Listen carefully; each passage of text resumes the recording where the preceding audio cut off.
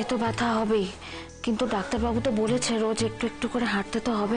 অনিরুদ্ধর অসুস্থতাকে কেন্দ্র করে কাছাকাছি এলো অনিরুদ্ধ ও বাণী। হ্যাঁ, এরকম একটা দৃশ্য হতে চলেছে আজকের ওমর দরদুইয়া ধারাবাহিকের এপিসোডে। শুরুতেই আমরা হসপিটালের দৃশ্য দেখতে পাই।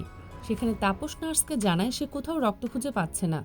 এরপর সেখানে বাণী চলে আসে এবং নার্স তাপসকে জানায় আপনাকে আর কোথাও রক্ত খুঁজতে হবে না, রক্তের ব্যবস্থা বাণী করেছে। পরবর্তীতে নার্স সেখান থেকে চলে গেলে তাপস বাণীকে জিজ্ঞেস করে সে রক্ত কোথায় পেল। তখন বাণী অন্তরার কথা তাপসকে জানায়, যা শুনে তাপস বাণীকে বকাবকি করতে থাকে অন্তরাকে হসপিটালে নিয়ে আসার জন্য। এমনকি সে ভয় পেতে থাকে যে অন্তরার সাথে তার সম্পর্ক কি সেটা সবার সামনে বেরিয়ে না আসে। তখন বাণী তাপসকে বলে, আপনার কাছে একটা সম্পর্ক প্রকাশ পাওয়াটাই বড় হয়ে গেল, কিন্তু এখানে যে আপনার ছেলে জীবন বরণ নির্ভর করছে সেটাতে কিছুই হচ্ছে না। আমি অন্তরাকে কোনোভাবেই জোর করিনি। মিস্টার চ্যাটার্জির কথা শুনে সে নিজেই রক্ত দিতে এসেছে।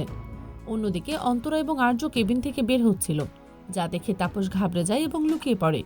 এরপর আর্য এবং অন্তরা বাণীর কাছে চলে আসে। বাণী অন্তরাকে অনেক কৃতজ্ঞতা জানায় এভাবে অনিরুদ্ধকে রক্ত দেওয়ার জন্য।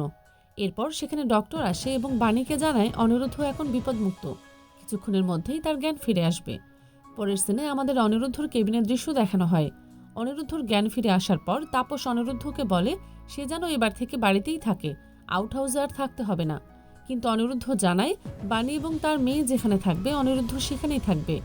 এই কথা শোনার পর তাপস মনে মনে বাণীকে উদ্দেশ্য করে বলে, তোমাকে কিছুতেই আমি আমার ছেলের বউ হিসেবে মেনে নিতে পারবো না, কিন্তু আমার ছেলের কথা ভেবেই তোমাকে বাড়িতে ঢোকাতে হবে। এরপর তাপস অনিরুদ্ধকে বলে, ঠিক আছে, বাণী ও তার মেয়ে তার সাথেই বাড়িতেই থাকবে। পরের সিনে আমাদের সাথীকে দেখানো হয়। সে ঈশানীর সাথে ফোনে কথা বলছিল এবং অনিরুদ্ধ বাড়ি ফিরে আসার কথাটাও তাকে জানাচ্ছিল। এরই মধ্যেই সেখানে অনিরুদ্ধ ফিরে আসে। তখন তানিয়া ছুটে গিয়ে তাকে জড়িয়ে ধরে। এরপর সাথী অনিরুদ্ধকে নিজের কাছে ডাকে এবং বলে, তোর জন্য আমি কত চিন্তা করছিলাম, তোর কিছু হয়ে গেলে আমি বাঁচতাম না। পরবর্তীতে অনিরুদ্ধকে সাথী ঘরে যেতে বলে। তখন তানিয়া বাণীকে জিজ্ঞেস করে তারা তার বাবার সাথে থাকবে কিনা। তখন তাপস বলে, তোমাদের জন্য গেস্ট হাউস রেডি আছে, তোমরা সেখানে থাকবে। এই কথা শুনে অনিরুদ্ধ প্রতিবাদ করে জানায় বাণী ও তানিয়া এ বাড়িতে না থাকলে সেও এখানে থাকবে না। পরবর্তীতে সাথী আর উপায় না দেখে বাণী ও তানিয়াকে অনিরুদ্ধর ঘরে পাঠিয়ে দেয়। পরের দিনে আমরা অনিরুদ্ধর ঘরের দৃশ্য দেখতে পাই। সেখানে বাণী অনিরুদ্ধকে বিছানায় শুইয়ে দিয়ে নিজের হাতে ওষুধ খাইয়ে দেয়, কিন্তু তার মুখ থেকে ওষুধ পড়ে যাওয়ায় বাণী নিজের আঁচল দিয়ে অনিরুদ্ধর মুখটা মুছে দেয়। এরই মধ্যেই অনিরুদ্ধ কথা বলতে বলতে ভুলবশত বাণীকে তুমি করে বলে ফেলে এবং সে ইতস্তত বোধ করে। তখন বাণী অনিরুদ্ধকে বলে, আমি তো আপনার থেকে ছোট, তুমি করে বলতে পারেন, সমস্যা নেই। এরপর বাণী অনিরুদ্ধর এই অবস্থার জন্য নিজেকে দায়ী করতে থাকে এবং বলে, আমাকে বাঁচাতে আপনি যদি সামনে না আসতেন তাহলে এত কিছু হতো না। তখন অনিরুদ্ধ বলে, ওই গুন্ডাটা আপনাকে মারার চেষ্টা করছিল, কিন্তু আপনাকে রক্ষা করা আমার দায়িত্ব, আপনি নিজেকে এভাবে দোষারোপ করবেন না। এরপর সিন ঘুরিয়ে আমাদের বিদ্যুতের বাড়িতে দেখানো হয়। সেখানে তারা বাড়ি থেকে বের হতে পারছিল না পুলিশের ভয়ে, তাই ছদ্মবেশ ধরার পরিকল্পনা করে। এরপর তারা বুড়ো বুড়ির ছদ্মবেশ নিয়ে মৌলির সাথে দেখা করে টাকা নেওয়ার পরিকল্পনা করে। শেষ দিনে আমাদের আবার অনিরুদ্ধ ও বাণীকে দেখানো হয়।